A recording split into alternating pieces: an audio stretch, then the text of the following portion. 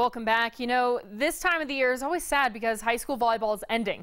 Not counting the postseason, volleyball teams up here in the high country end their season tomorrow before their regular season is finished. Local teams were on the court in and out of town. Starting with the Flagstaff Lady Eagles, they were on the road to take on the Paradise Valley Trojans, where they swept this team 3-0. Now the Lady Eagles are number 2 in their section, with Notre Dame Prep at number 1 and inner-city rival Coconino at number 3. And speaking of Coconino at number 3, the Lady Panthers were at home last night where they beat Cactus Shadows 3-1. Coco is closing their season with a 22-11-1 record, not including Thursday's game of the season, where the Lady Panthers will be in Eagle territory as these two teams will battle it out on the court. Game time is scheduled to begin at 6 o'clock, but you know, with how many people that usually show up, I recommend you get there a little bit early before it becomes standing room only.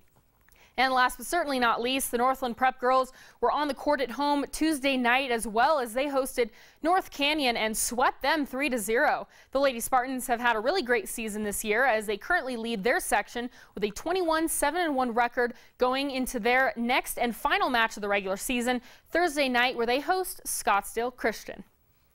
Since we're on the topic of volleyball teams here in Flagstaff that are just killing it this season, the NAU women's team is sitting right on top, literally. These women are first in the South Division of the Big Sky Conference on an 8-game winning streak, ranked 12th in the country. And did I mention that they have a chance to host the conference championship game?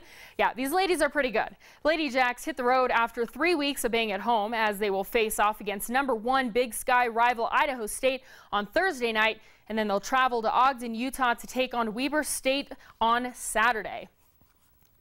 And as basketball season officially started for the NBA last night, college basketball will be starting pretty quickly here as well.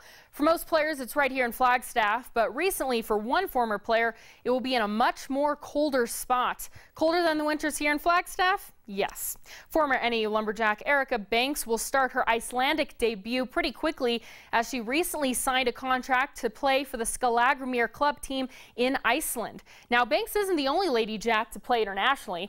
Taking a look back at former NAU players, we've got Raven Anderson, who signed with a team in Germany. Amanda Frost, she plays with a team in Romania. And Amy Patton just finished another season with a team in France. So congratulations to all these women raising their LJs around the world. And switching on over to the ice, the Flagstaff Avalanche were at home at Jay Lively last week, where both the Division I and II teams took on the O'Connor Eagles. The D2 team played first, where they dominated the Eagles, sending them back home scoreless as the Avs took the 8-0 win. Tyler Billingsley and Chris Hammonds led these guys with 2 goals each for the night, as players like Seth Bourne, Tyler Arich, Thomas King, and Matthew Lobel put the rest of the points on the scoreboard. And the following day on Sunday, they faced off with the Highland Ice Hawks, where they swept them 3-2 in the first game and then tied their second game 4-4. D2's next game is this Friday at 6:20, where they will face off against the Mountain Ridge Mountain Lions. And following the Division II team was the D1 team, where they dominated the Eagles as well, just not as brutally as the D2 team did. Flagstaff took the 3-0 win, with Shane Treadway scoring 2 of the Avs goals and Jimmy LaBelle scoring the other goal. The D1 team will not play this weekend as they will have a break and will probably be going trick-or-treating on Saturday.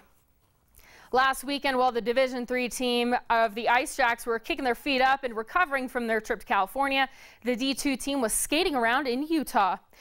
They first were in Logan on Thursday, where they took on Utah State and struggled to get past the Aggies as they lost 7-4.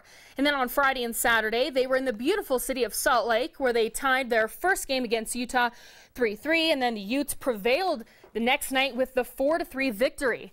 The Division II team's next game is on Friday for a doubleheader as they will take on Boise State, followed by the D3 team as they begin their 2-game series against UNM, and there will be a spooky matchup for Game 2 on Halloween, which is this Saturday.